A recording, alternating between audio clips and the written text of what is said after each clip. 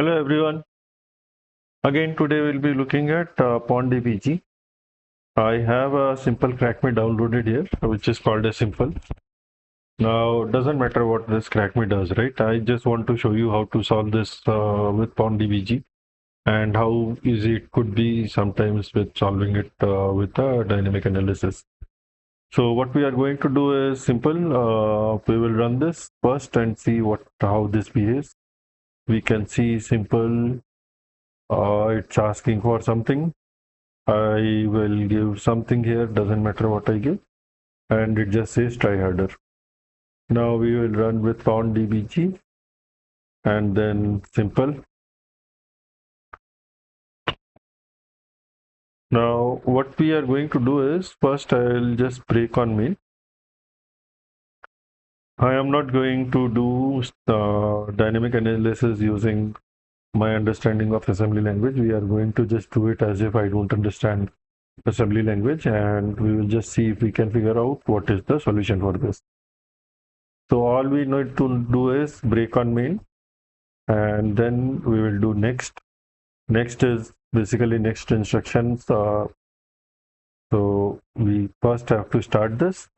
Now the program is started. Now we will just say end. And whenever you want to repeat the earlier command in GDB, you can just press enter. It will run the earlier command. So I will just keep pressing enter, and we will wait for the scanf where it is asking us for the input. I am just going to say Amit AG here, which is easier for me to look at. And what we are going to look at is once we have given this, any jump equals or jump not equals, which is where it is going to make the decision of whether our answer is correct or not. Now we have given our input. Let's continue. And we will keep looking at this, and we will see wherever we see a jump or jump not equal.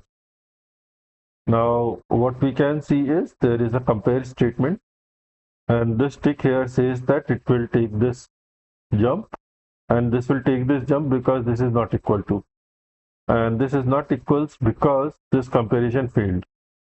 Now in this comparison we can actually see that there are two values printed here. One is 3, one is 0.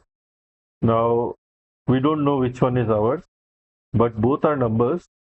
So anyway, let's go to this compare, and we can see that it is taking the not equals the jump, which is just the next statement, and it is actually not showing the assembly which is not taken, but that's fine. Now we know that there were two numbers compared. So let's run this again, and what we are going to do is again next, and we will wait for the prompt where it asked us for an input. Okay, now let's give a number which is unique, so 9876, let's say, so that we can identify this easily in the disassembly if we see this number. And then we will continue like earlier, and as earlier we see the compare, and this compare is doing a comparison of 3 and this number. Now 3 is what we had seen earlier also, but this is the new number. So let's try to see what is the new number. So we can just say Python print and then paste this number here, and we can see that this is 9876. This is the same number that we had given as an input. So now we can see that the comparison is between 3 and, if we give a number, that number, otherwise it is comparing with 0. So whatever input we are giving, basically it is trying to convert it to number. If it is not converted to number, then it becomes 0. Otherwise it is converted to a hex number, and if it matches hex number 3, then the answer is correct. So I guess now we know what should be the correct answer. So let's try that again. I will say run. Again, as usual, we will just say n, and we will wait till we get the request where it asks us for a number. number, it asks for a number. We'll just say 3 and then continue.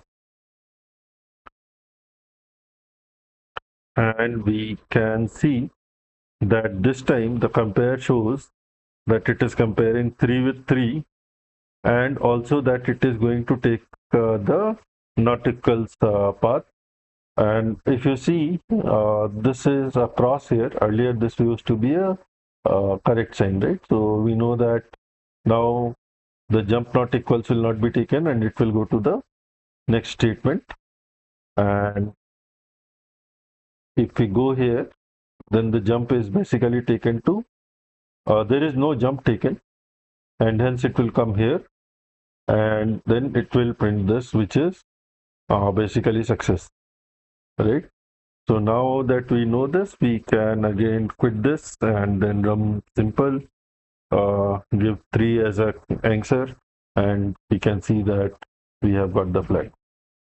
So if there is a simple cat me or binary exploitation that we are trying to do, so this is a pretty simple way to achieve this without a lot of pulling your hairs or trying to understand assembly. You can just look at the behavior of the application, and then basically the amount of information that pwndbg will give you will be sufficient for you to solve the crack me if it is a simple enough crack me. So that's all I wanted to show you today. Thank you.